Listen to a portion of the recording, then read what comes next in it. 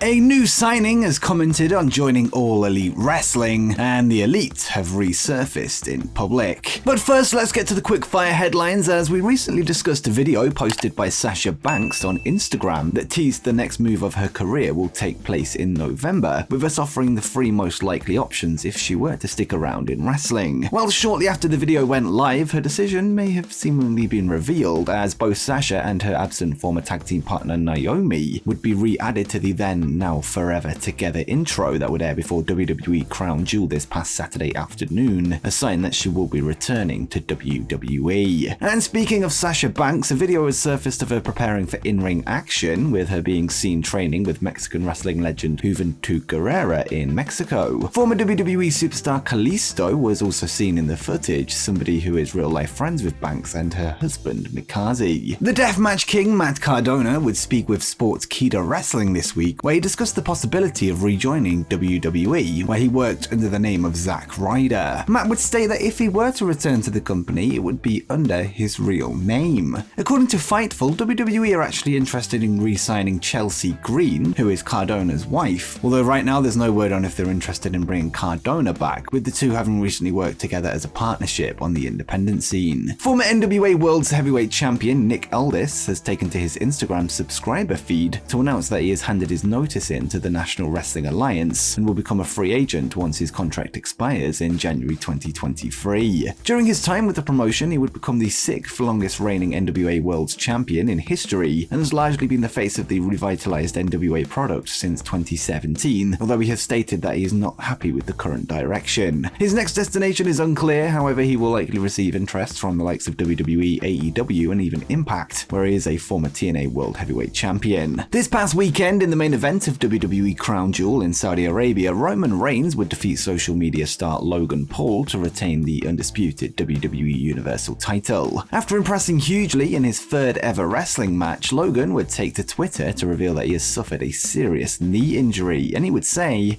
"Torn meniscus, MCL, and potentially ACL. Happened halfway through the match. Keep y'all updated." According to Dave Meltzer, the injury happened after the top rope dive through the announce table spot, and it's likely going to take 6 to 9 months to heal. With Logan potentially set to miss out on a spot at WrestleMania next year, his brother Jake could well fill that spot, given his appearance this weekend at Crown Jewel. According to Fightful Select, the Kingdom's Matt Taven, Mike Bennett, and Maria Kanellis had conversations with WWE before signing with AEW last month. Following their departure from Impact Wrestling, talks would take place with Triple H and Gabe Sapolsky being their point of contact. However, no firm contract offer was ever in place, and the talks were more of a feeling out process. They would later debut in AEW on the October 14th episode of Rampage. Throughout his career, Sami Zayn has had a public rivalry with former ROH booker Jim Cornette, with the two clashing during Zayn's time in Ring of Honor as El Generico. Now it looks like things may be on their way to being patched up, as Cornette would take to his podcast last week to reveal that he's changed his mind on the former generic luchador, and he would say,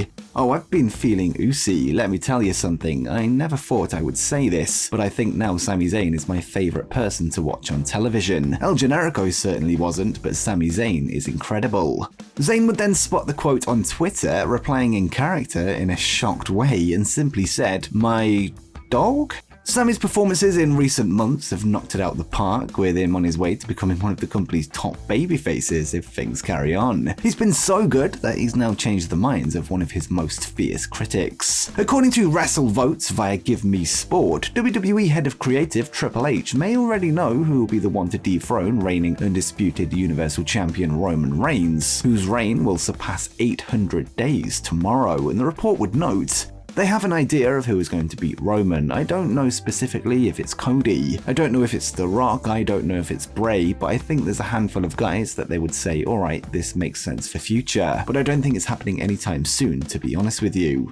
The Wrestling Observer are now reporting that top free agent Bandido has officially signed with All Elite Wrestling, with a contract being offered after his appearance on the September 28th edition of Dynamite, where he challenged ROH World Champion Chris Jericho for the title. It had been reported earlier last month that terms had already been agreed, although WWE would step in with an offer of their own, which delayed the final agreement, although pen has now officially been put to paper on his AEW contract. The report adds that the length of the deal and details on his ability to work outside of AEW are currently unknown. And next, a new signing has commented on joining All Elite Wrestling. Last week on Dynamite, Jeff Jarrett would make a surprise appearance at the end of the opening match, taking out Darby Allin with a trademark guitar shot to the head. This would lead to AEW President Tony Khan taking to Twitter to reveal that Jarrett has now signed with the company in an on- and off-screen role, with him set to serve as AEW's Director of Business Development. Speaking on his My World podcast this week, Jeff would discuss his thoughts on his role in AEW as well as the lead-up to his debut, and would reveal the spot in AEW has been in the works for some time, and he would say, "The pieces of the puzzle started to fall together, and the behind-the-scenes role, as well as in front of the camera, all those pieces started to kind of fall in, and it didn't happen overnight. This has kind of been a work in progress for quite some time. It wasn't something that just kind of happened overnight." Jarrett would then talk about his nerves heading into the show, revealing a phone call that he had with his wife Karen that day, and he said, "I don't know if I'm more excited about the behind-the-scenes work or the executive work or all that or the in-ring stuff, because Karen texted me Wednesday about 1 o'clock or 1:30 and said, 'What are you doing?' And I said, 'I feel like I'm a 19-year-old rookie pacing around the WMC TV studios.' I said, 'I'm nervous about tonight. I'm thinking things through. I wanted it to go right. I wasn't all sure of that.' So that's kind of one of the messages I want to throw out there. Folks, I've been doing it a long time, but I was as nervous as could be, and when the lights were restored in the ring, it was a surreal moment." Jarrett's backstage role will see him be an integral part of the live events department of the company, transferring skills learnt over the years as a third-generation promoter in the wrestling business, bringing invaluable experience to the table. Not only was Jeff's father Jerry a promoter during the territory days, but his grandmother Christine spent 50 years in the business as a promoter out of Nashville, Tennessee. Earlier in the year, Jeff was relieved of his duties in WWE, where he worked as the senior vice president of live events, this before becoming a free agent following his departure in August, with him now taking up a similar role in AEW.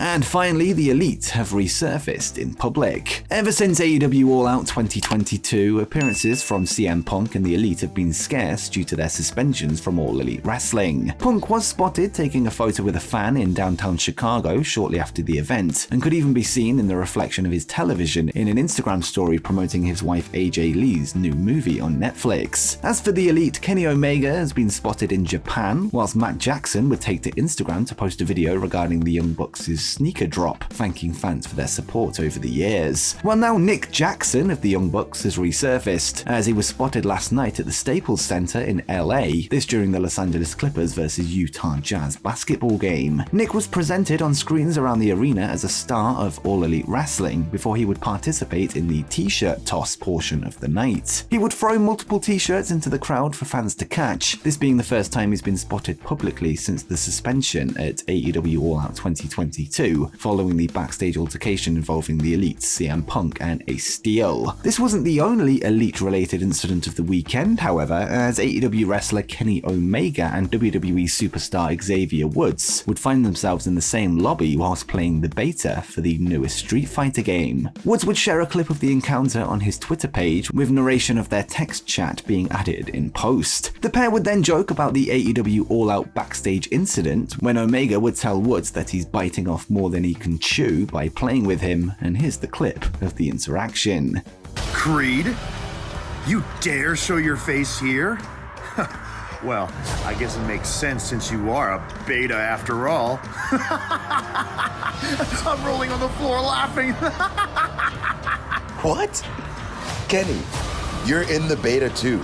Don't beta shame me, mother father. You're biting off more than you can chew here. I'm rolling on the floor laughing. Yeah, you're one to talk about biting. Too soon, man.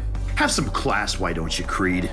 The joke is of course a reference to the backstage fight at All Out, where Ace Steel is said to have bit Omega on the arm, this leading to Steel later being released from his AEW contract. This is the first time Kenny has appeared in public since his trip to the Tokyo Games show in September, shortly after All Out, with him being photographed with Kota Ibushi and Michael Nakazawa during his time in Japan. The Elite are now set to return to AEW television in the coming weeks, with the Delete the Elite vignettes airing on Dynamite for the last 2 episodes, with many predicting their return by or at the Full Gear event on November 19th, 2022. But when do you think the Elite will return to AEW television? Let me know in the comments down below. And before you go, make sure you check out 10 masked AEW wrestlers unmasked.